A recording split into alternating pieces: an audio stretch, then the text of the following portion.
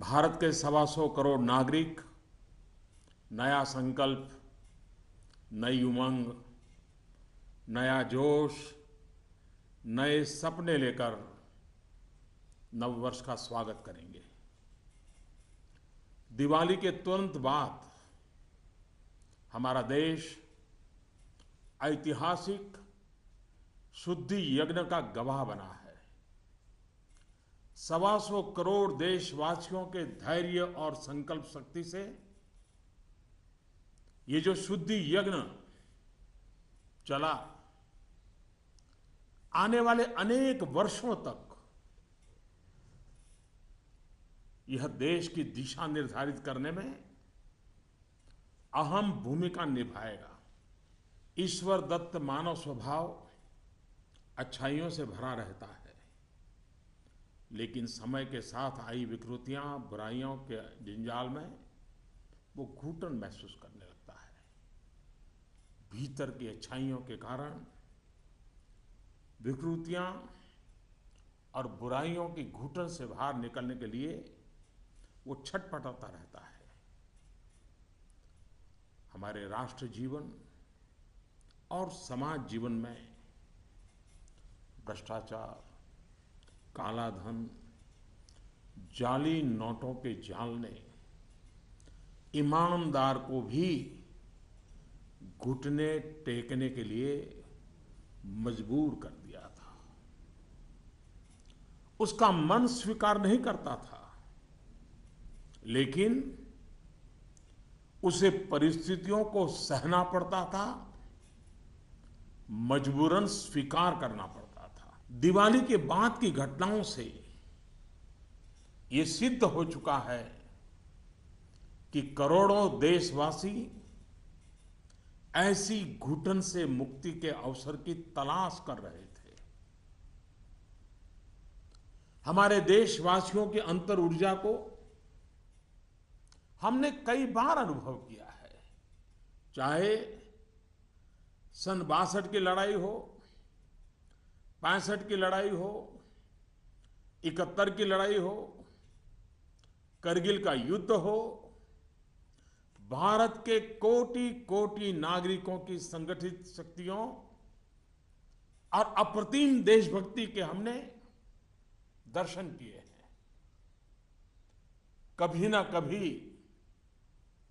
बुद्धिजीवी वर्ग इस बात की चर्चा जरूर करेगा कि बाह्य शक्तियों के सामने तो देशवासियों का संकल्प सहज बात है, लेकिन जब देश के कोटि कोटि नागरिक अपने ही भीतर घर कर गई बीमारियों के खिलाफ, बुराइयों के खिलाफ, विकृतियों के खिलाफ लड़ाई लड़ने के लिए मैदान में उतरते हैं, तो वो घटना हर किसी को नए सिरे से सोचने के लिए प्रेरित करती है।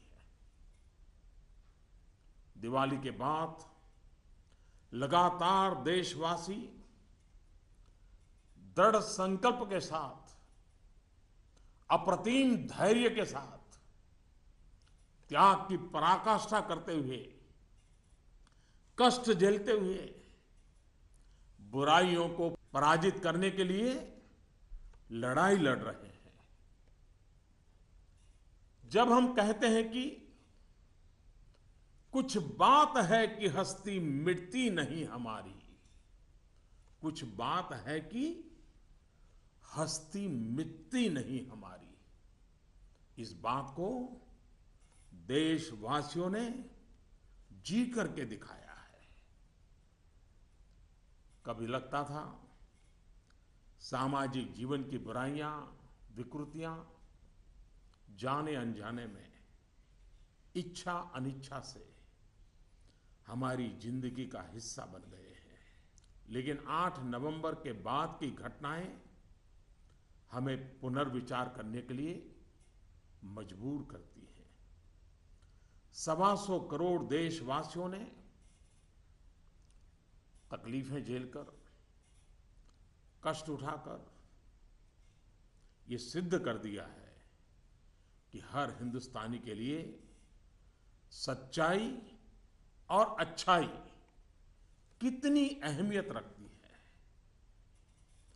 काल के कपाल पर यह अंकित हो चुका है कि जनशक्ति का सामर्थ्य क्या होता है, उत्तम अनुशासन किसे कहते हैं, अपप्रचार की आंधी में सत्य को पहचानने की विवेक बुद्धि किसे कहते हैं, सामर्थ्यवान बेबाक बेईमान के सामने ईमानदारी का संकल्प कैसे विजय पाता है, गरीबी से बाहर निकलने को आतुर जिंदगी भव्य भारत के निर्माण के लिए क्या कुछ नहीं कर सकती।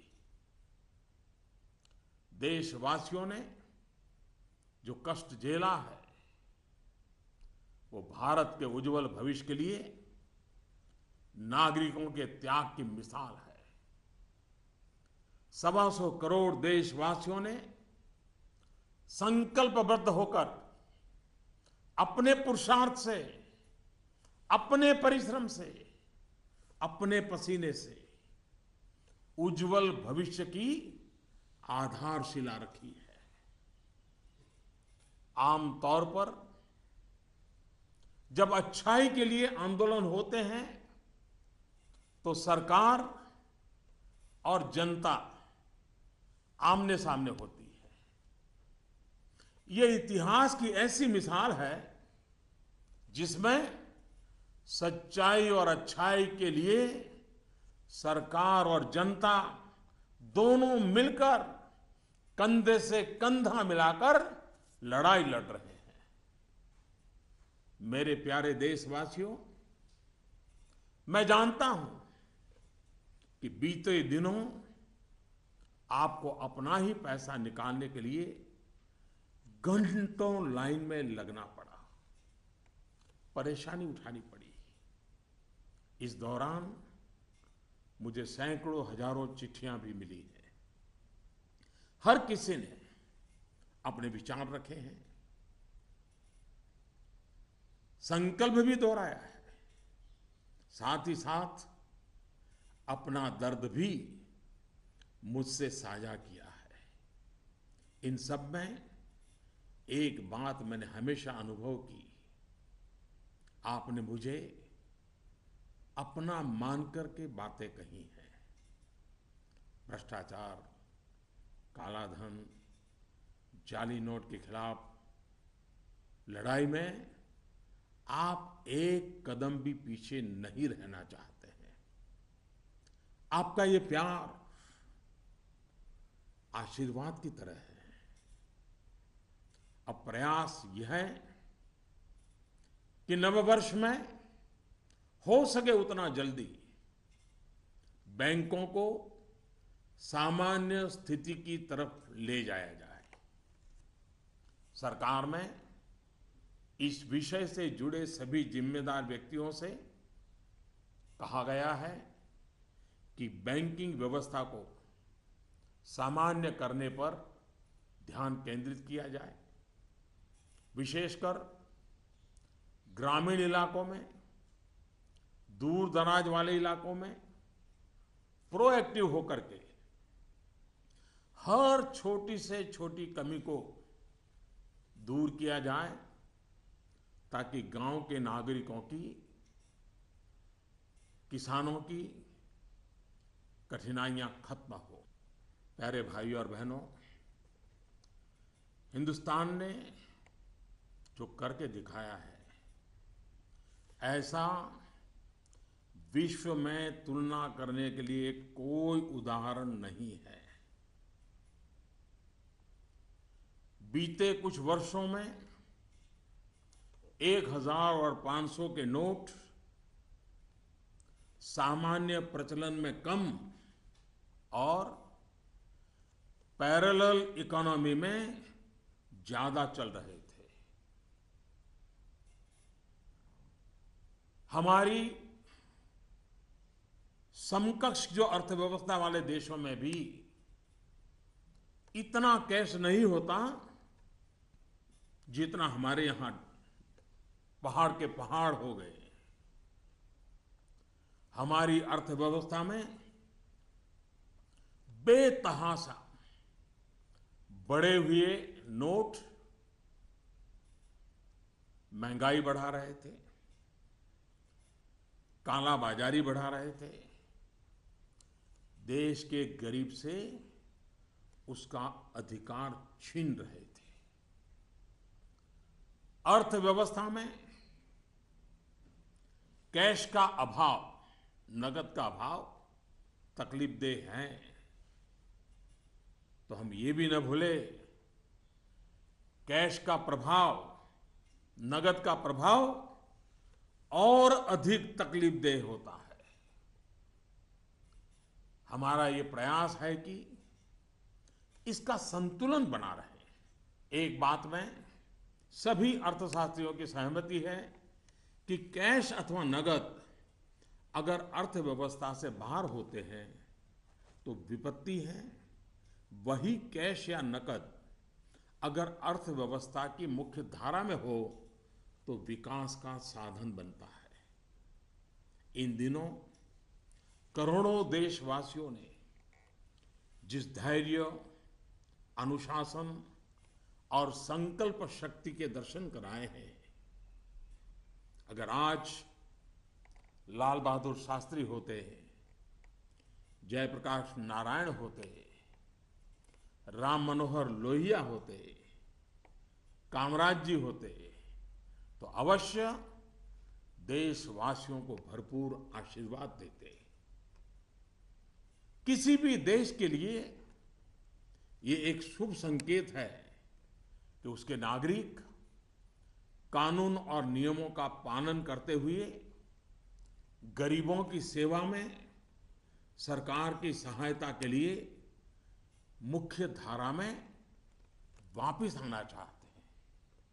इन दिनों इतने अच्छे अच्छे उदाहरण सामने आए हैं जिसका वर्णन करने में हफ्तों बीत जाए। नकद में कारोबार करने पर मजबूर अनेक नागरिकों ने कानून नियम का पालन करते हुए मुख्य धारा में आने की इच्छा प्रकट की है। यह अप्रत्याशित है और सरकार इसका स्वागत करती है। मेरे प्यारे देशवासियों, हम कब तक सच्चाइयों से मुंह मोड़ते रहेंगे? मैं आपके सामने एक जानकारी साझा करना चाहता हूं और इसे सुनने के बाद या तो आप हंस पड़ेंगे या फिर आपका गुस्सा फूट पड़ेगा। आपको जानकर के हैरानी होगी, सरकार के पास दर्ज की गई जानकारी के हिसाब से देश में सिर्फ और सिर्फ 24 लाख लोग ये स्वीकारते हैं कि उनकी आय 10 लाख रुपये सालाना से ज्यादा है। क्या किसी देशवासी के गले ये बात उतरेगी? आप भी अपने आसपास बड़ी बड़ी कोठियां, बड़ी बड़ी गाड़ियां देखते ही होंगे। देश के बड़े बड़े शहरों को ही देखें तो किसी एक शहर में आपको सालाना 10 लाख से अधिक आय वाले लाखों लोग मिल जाएंगे। क्या आपको नहीं लगता कि देश की भलाई के लिए ईमानदारी के आंदोलन को और अधिक ताकत देने की जरूरत है? भ्रष्टाचार, काले धन के खिलाफ इस लड़ाई की सफलता के कारण ये चर्चा बहुत स्वाभाविक है कि अब बेईमानों का क्या होगा, बेईमानों पर क्या बीतेगी, बेईमानों को क्या सजा होगी। भाइयों और बहनों, कानून कानून का काम करेगा, पूरी कठोरता से करेगा, लेकिन सरकार के लिए इस बात की भी प्राथमिकता है कि ईमानदारों को मदद कैसे मिले, ईमानदारों को सुरक्षा कैसे मिले, ईमानदारी की जिंदगी बिताने वालों की कठिनाई कैसे कम हो, ईमानदारी अधिक प्रतिष्ठित कैसे हो। ये सरकार सज्जनों की मित्र है और दुर्जनों को सज्जनता के रास्ते पर लौटाने के लिए उपयुक्त वातावरण को तैयार करने के पक्ष में है।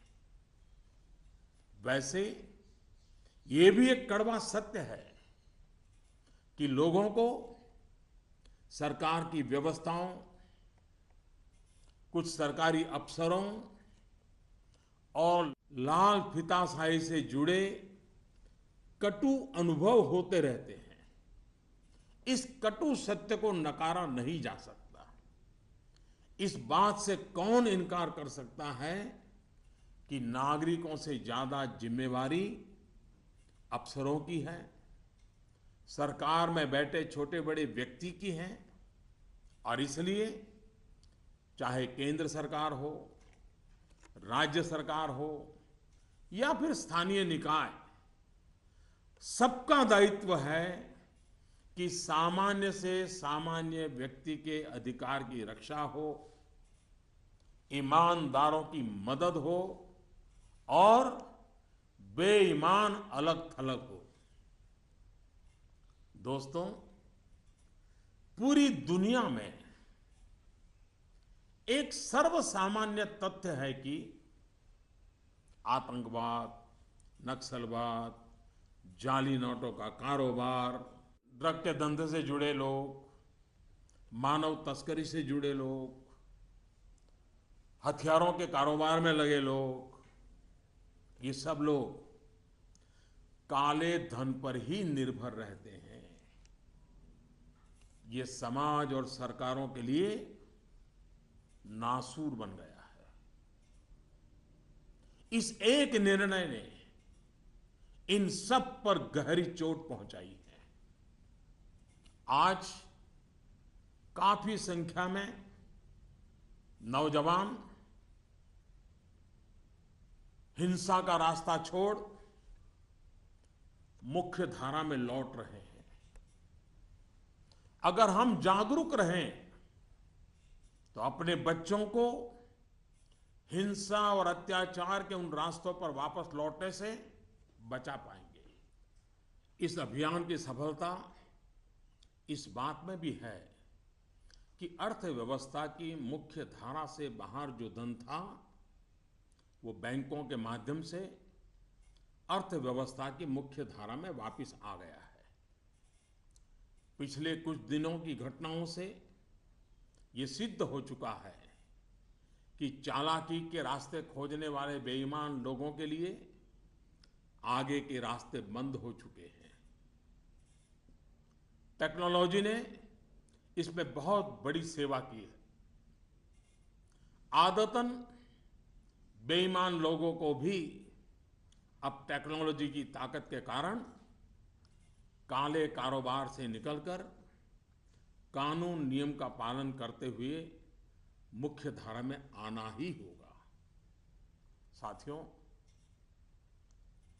बैंक कर्मचारियों ने इस दौरान दिन रात एक किए हैं। हजारों महिला बैंक कर्मचारी भी देर रात तक रुककर इस अभियान में शामिल रही है। पोस्ट ऑफिस में काम करने वाले लोग, बैंक मित्र, सभी ने सराहनीय काम किया है। हाँ, आपके इस भगीरथ प्रयास के बीच कुछ बैंकों में कुछ लोगों के गंभीर अपराध भी सामने आए हैं। कहीं-कहीं सरकारी कर्मचारियों ने भी गंभीर अपराध किए हैं और आदतन फायदा उठाने का निर्लज्ज प्रयास भी हुआ है। इन्हें बख्शा नहीं जाएगा। भाइयों बहनों, देश के बैंकिंग सिस्टम के लिए एक स्वर्णिम अवसर है। इस ऐतिहासिक अवसर पर मैं देश के सभी बैंकों से आग्रहपूर्वक एक बात कहना चाहता हूं। इतिहास गवाह है कि हिंदुस्तान की बैंकों के पास एक साथ इतनी बड़ी मात्रा में इतने कम समय में धन का भंडार पहले कभी नहीं आया था। बैंकों की स्वतंत्रता का आदर करते हुए मेरा आग्रह है कि बैंक अपनी परंपरागत प्राथमिकताओं से बाहर निकलकर अब देश के गरीब, निम्न मध्यम वर्ग और मध्यम वर्ग को केंद्र में रखकर अपने कार्य का आयोजन करें। आज पूरा हिंदुस्तान जब पंडित दीनदयाल उपाध्याय की जन्म शताब्दी वर्ष को गरीब कल्याण वर्ष के रूप में मना रहा है, तब बैंक भी लोकहित के, गरीब कल्याण के इस अवसर को हाथ से न जाने दे। हो सके उतना जल्दी लोकहित में उचित निर्णय करें और उचित कदम उठाएं। जब निश्चित लक्ष्य के साथ नीति बनती है, योजनाएं बनती हैं, तो लाभार्थी का सशक्तिकरण तो होता ही है, साथ साथ इसके तात्कालिक और दूरगामी फल भी अवश्य मिलते हैं। पाई पाई पर बारीक नजर रहती है और इससे अच्छे परिणामों की संभावना भी पक्की होती है। गांव, गरीब, किसान, दलित, पीड़ित, शोषित, वंचित और हमारी महिलाएं जितनी सशक्त होगी, आर्थिक रूप से अपने पैरों पर खड़ी होगी, देश उतना ही मजबूत बनेगा और विकास भी उतना ही तेज होगा। सबका साथ, सबका विकास, इस ध्येय वाक्य को चरितार्थ करने के लिए नववर्ष की पूर्व संध्या पर देश के 125 करोड़ नागरिकों के लिए सरकार कुछ नई योजनाएं ला रही है। दोस्तों, स्वतंत्रता के इतने साल बाद भी देश में लाखों गरीबों के पास अपना घर नहीं है। जब अर्थव्यवस्था में काला धन बढ़ा तो मध्यम वर्ग की पहुंच से घर भी खरीदना दूर हो गया था। गरीब, निम्न मध्यम वर्ग और मध्यम वर्ग के लोग घर खरीद सकें, इसके लिए सरकार ने कुछ बड़े फैसले लिए हैं। अब प्रधानमंत्री आवास योजना के तहत शहरों में इस वर्ग को नए घर देने के लिए 2 नई स्कीमें बनाई गई हैं। इसके तहत 2017 में घर बनाने के लिए 9 लाख रुपए तक के कर्ज पर ब्याज में 4% की छूट और 12 लाख रुपए तक के कर्ज पर ब्याज में 3% की छूट दी जाएगी। सरकार ने प्रधानमंत्री आवास योजना के तहत गांवों में बनने वाले घरों की संख्या को बढ़ा दिया है। यानी जितने घर पहले बनने वाले थे उससे 33% ज्यादा घर बनाए जाएंगे। गांवों के निम्न मध्यम वर्ग और मध्यम वर्ग के लोगों की जरूरतों को ध्यान में रखते हम एक नई योजना शुरू करने जा रहे हैं।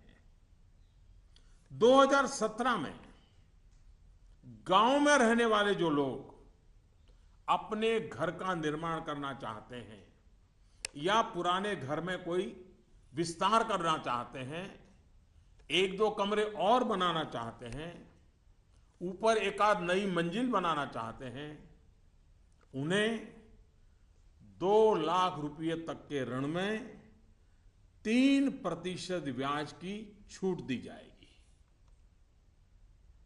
दोस्तों, बीते दिनों चारों तरफ ऐसा वातावरण बना दिया गया था कि देश की कृषि बर्बाद हो गई है।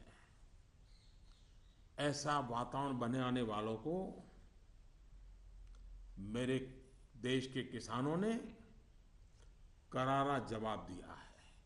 पिछले वर्ष की तुलना में इस वर्ष रबी की बुआई में 6% ज्यादा वृद्धि हुई है। फर्टिलाइजर भी 9% ज्यादा उठाया गया है।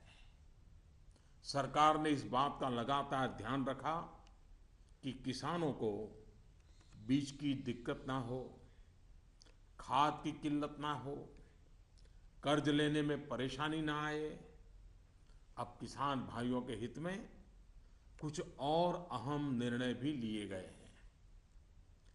डिस्ट्रिक्ट कोऑपरेटिव सेंट्रल बैंक और प्राइमरी सोसाइटी से जिन किसानों ने खरीफ और रबी की बुआई के लिए कर्ज लिया था, उस कर्ज के 60 दिन का ब्याज सरकार वहन करेगी और किसानों के खातों में ट्रांसफर करेगी। कोऑपरेटिव बैंक और सोसाइटी से किसानों को और ज्यादा कर्ज मिल सके, इसके लिए उपाय किए गए हैं। नाबार्ड ने पिछले महीने 21,000 करोड़ रुपए की व्यवस्था की थी। अब सरकार इसे लगभग 2 गुना करते हुए इसमें 20,000 करोड़ रुपए और जोड़ रही है।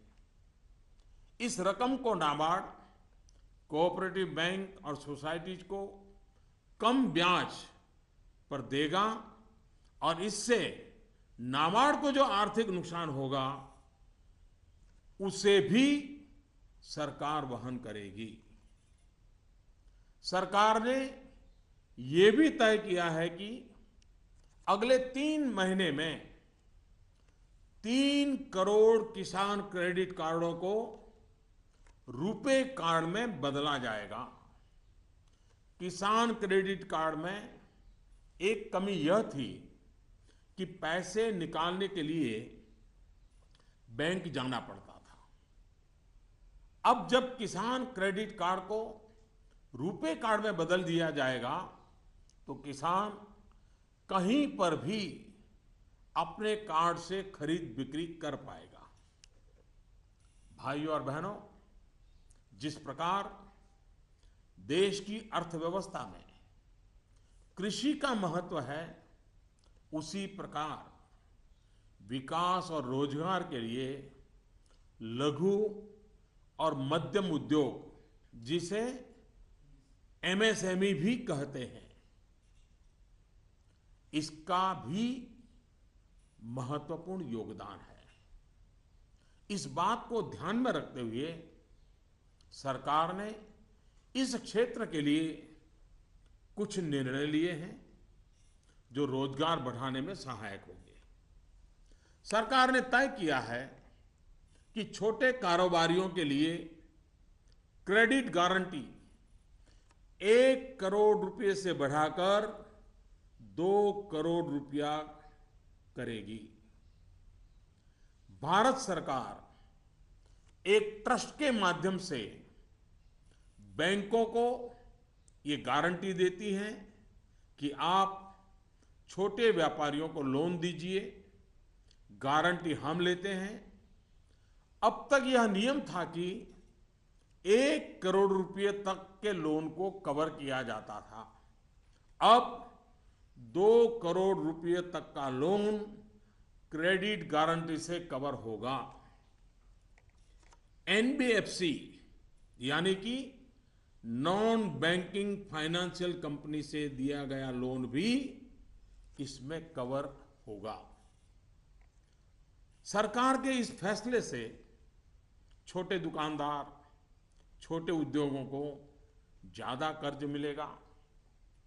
गारंटी का खर्च केंद्र सरकार द्वारा वहन करने के कारण इन पर ब्याज दर भी कम होगी।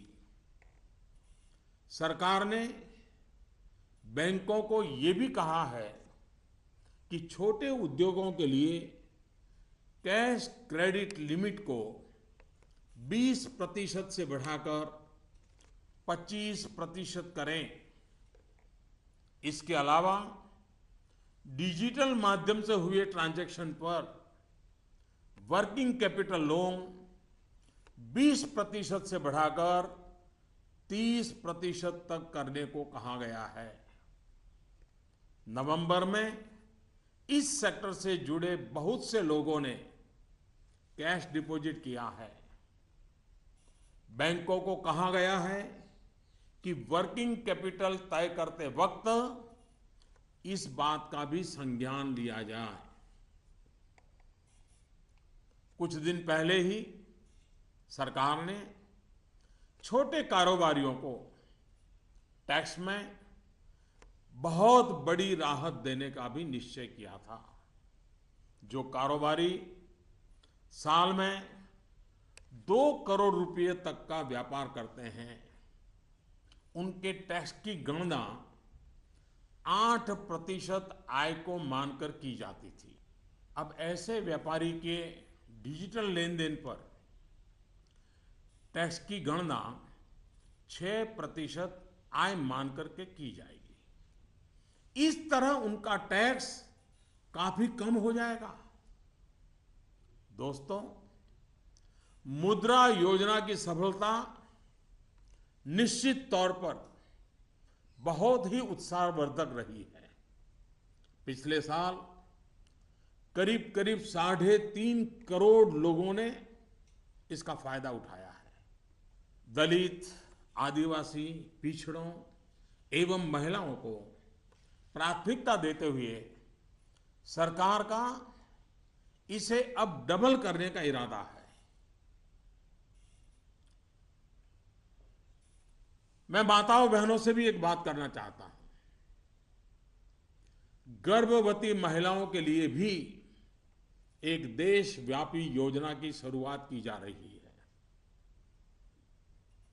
अब देश के सभी 650 से ज्यादा जिलों में सरकार गर्भवती महिलाओं को अस्पताल में पंजीकरण और डिलीवरी, टीकाकरण और पौष्टिक आहार के लिए 6,000 रुपये की आर्थिक मदद करेगी। ये राशि गर्भवती महिलाओं के अकाउंट में ट्रांसफर की जाएगी, सीधी उनके खाते में जमा कर दी जाएगी। देश में माता मृत्यु दर को कम करने में इस योजना से बड़ी सहायता मिलेगी। वर्तमान में ये योजना सिर्फ 4,000 रुपये की आर्थिक मदद और पायलट प्रोजेक्ट के रूप में सिर्फ 53 जिलों में चलाई जा रही है। भारत में सीनियर सिटीजन्स, वरिष्ठ नागरिकों की संख्या भी बहुत है। सरकार ने सीनियर सिटीजन्स का भी विशेष ध्यान रखा है। सरकार वरिष्ठ नागरिकों के लिए भी एक स्कीम शुरू करने जा रही है। बैंक में ज्यादा पैसा आने पर अक्सर बैंक डिपॉजिट पर इंटरेस्ट रेट घटा देते हैं।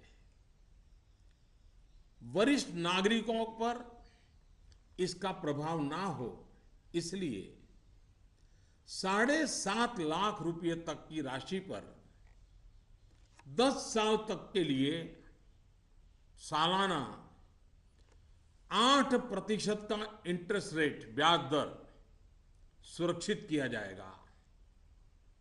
ब्याज की ये राशि वरिष्ठ नागरिक हर महीने प्राप्त कर सकते हैं। भ्रष्टाचार, काला धन की जब भी चर्चा होती है तो राजनेता, राजनीतिक दल, चुनाव का खर्च, ये सारी बातें चर्चा के केंद्र में रहती है। अब वक्त आ चुका है कि सभी राजनेता और सभी राजनीतिक दल देश के ईमानदार नागरिकों की भावनाओं का आदर करें, जनता के आक्रोश को समझें। ये बात सही है कि राजनीतिक दलों ने समय समय पर व्यवस्था में सुधार के लिए सार्थक प्रयास भी किए हैं। सभी दलों ने मिलकर के स्वेच्छा से अपने ऊपर बंधनों को स्वीकार किया है। आज आवश्यकता है कि सभी राजनेता और सभी राजनीतिक दल होलियर देन दाऊ इससे अलग हट करके, मिल बैठ करके पारदर्शिता को प्राथमिकता देते हुए भ्रष्टाचार और काले धन से राजनीतिक दलों को मुक्त कराने की दिशा में सही कदम उठाएं। हमारे देश में सामान्य नागरिक से लेकर के राष्ट्रपति जी तक सभी ने लोकसभा, विधानसभा का चुनाव साथ साथ कराए जाने के बारे में कभी न कभी कहा है। आए दिन चल रहे चुनावी चक्र, उससे उत्पन्न आर्थिक बोझ तथा प्रशासन व्यवस्था पर बने बोझ से मुक्ति पाने की बात का समर्थन किया है। अब समय आ गया है कि इस पर बहस हो, सार्थक बहस हो और रास्ता खोजा जाए। हमारे देश में हर सकारात्मक परिवर्तन के लिए हमेशा स्थान रहा है। अब डिजिटल लेन देन, ऑनलाइन पेमेंट या ई पेमेंट को लेकर के समाज में काफी सकारात्मक परिवर्तन देखा जा रहा है। ज्यादा से ज्यादा लोग इससे जुड़ रहे हैं। कल ही सरकार ने बाबा साहेब भीमराव अंबेडकर के नाम पर डिजिटल ट्रांजैक्शन के लिए पूरी तरह एक स्वदेशी प्लेटफॉर्म भीम लॉन्च किया है। भीम यानी भारत इंटरफेस फॉर मनी। मैं देश के युवाओं से, व्यापारी वर्ग से, किसानों से आग्रह करता हूं कि भीम से ज्यादा जुड़े। साथियों, दिवाली के बाद जो घटनाक्रम रहा, निर्णय हुए, नीतियां बनी, इनका मूल्यांकन अर्थशास्त्री तो करेंगे ही, लेकिन अच्छा होगा कि देश के समाजशास्त्री, इतिहासविद भी इस पूरे घटनाक्रम, निर्णय और नीतियों का मूल्यांकन करें।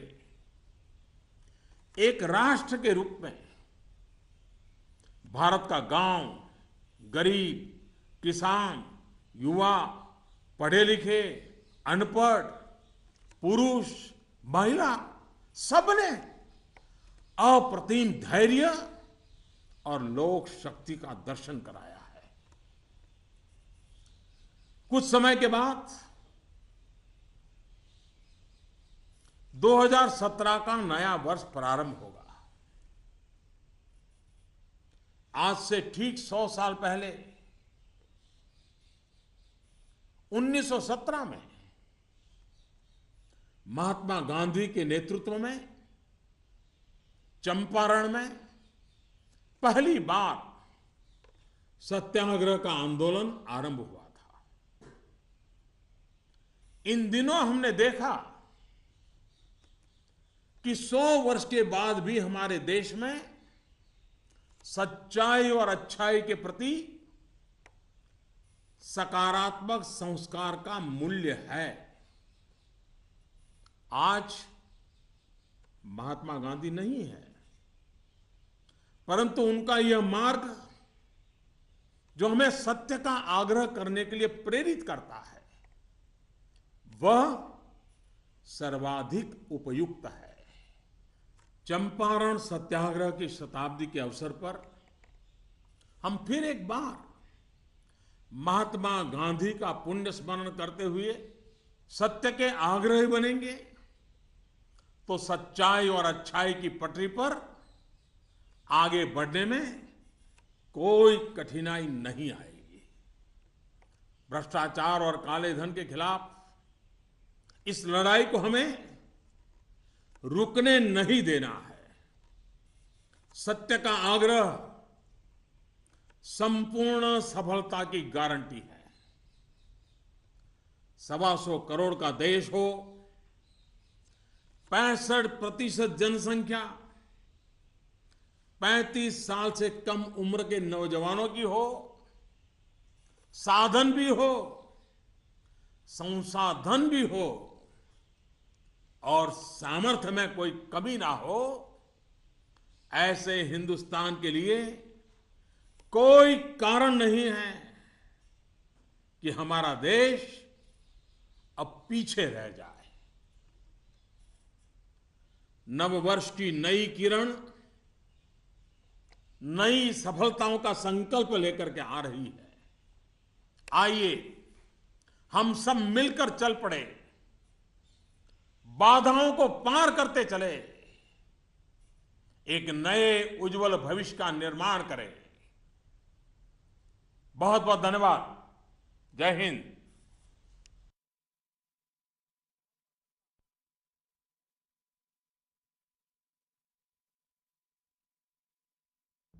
My fellow citizens, Namaskar. In a few hours, we will be ushering in the new year of 2017. 125 crore Indians will join the rest of the world in welcoming it with new hope, new energy, and new dreams. Since Diwali, our nation has been witness to a historic rite of purification. The patience, discipline, and resolve displayed by 125 crore Indians will play a critical role in shaping the future of the nation for years to come. In God's creation, humans are endowed with fundamental goodness. With time, the distortions of badness creep in. People feel suffocated in a bad environment and struggle to come out of it.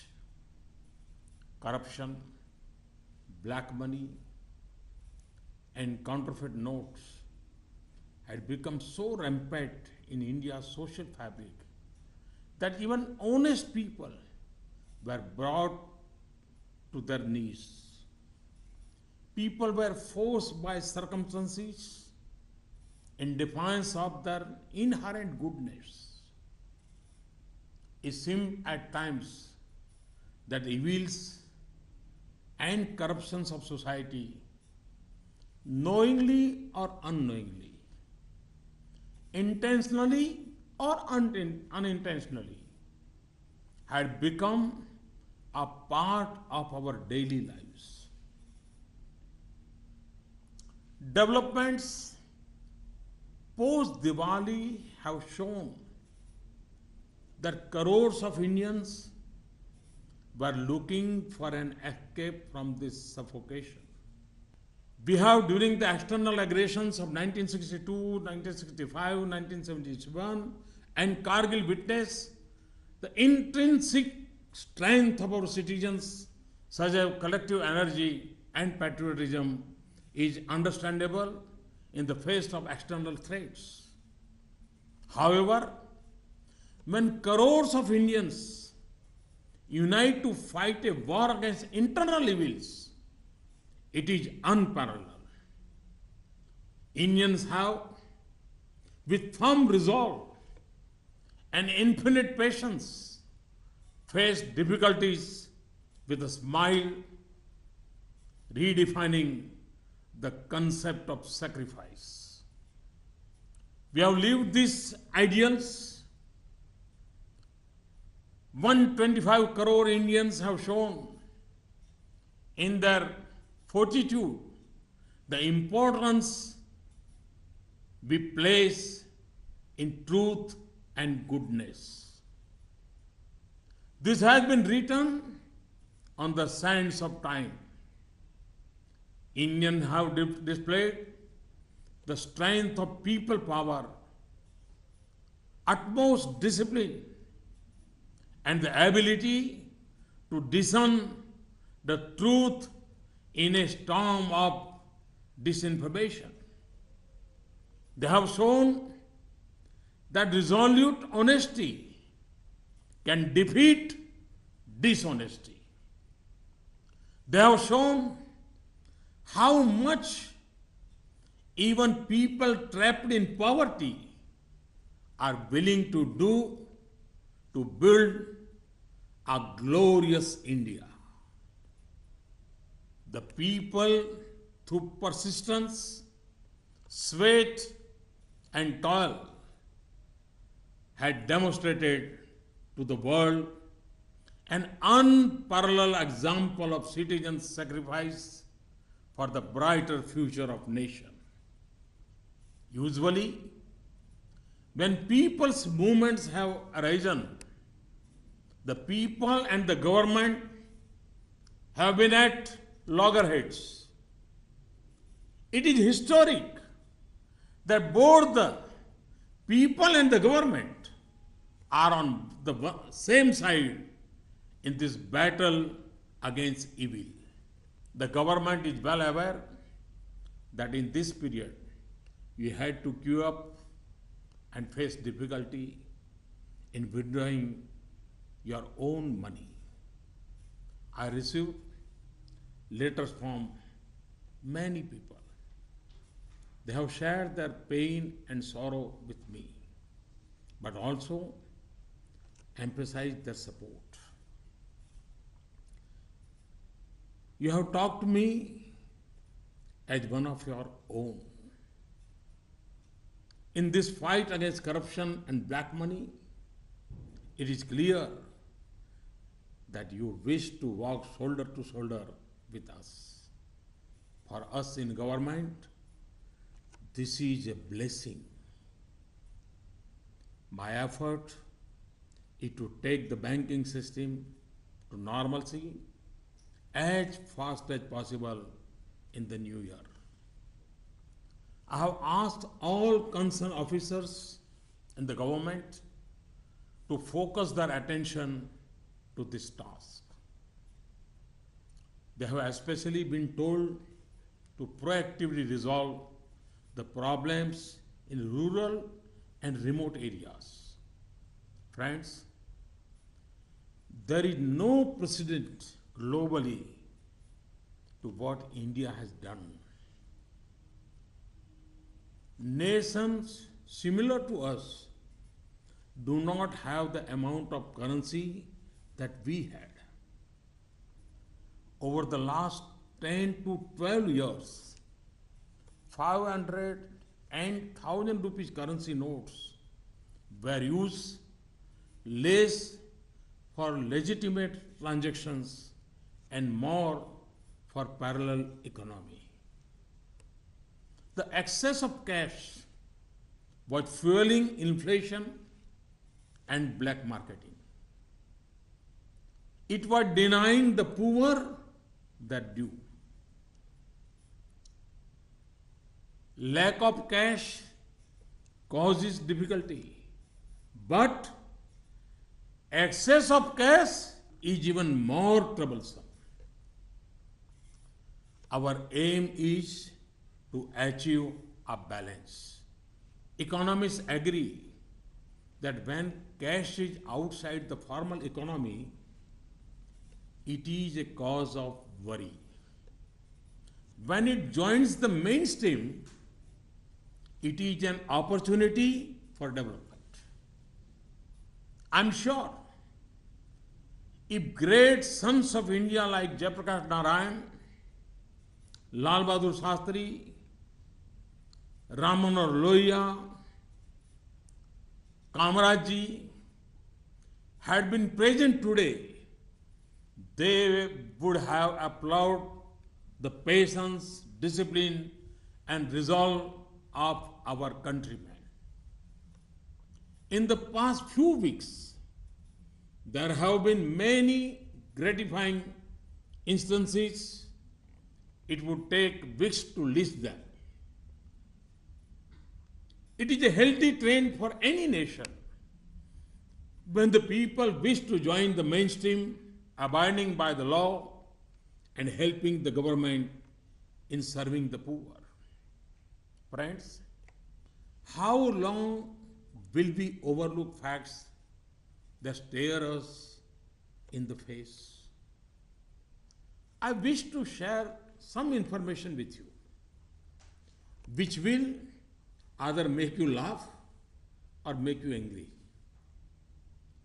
According to information with the government, there are only 24 lakh people in India who accept that their annual income is more than 10 lakhs rupees.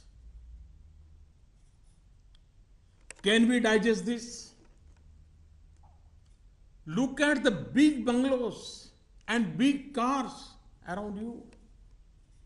If we look at any big city, it would have lakhs of people with annual income of more than 10 lakh.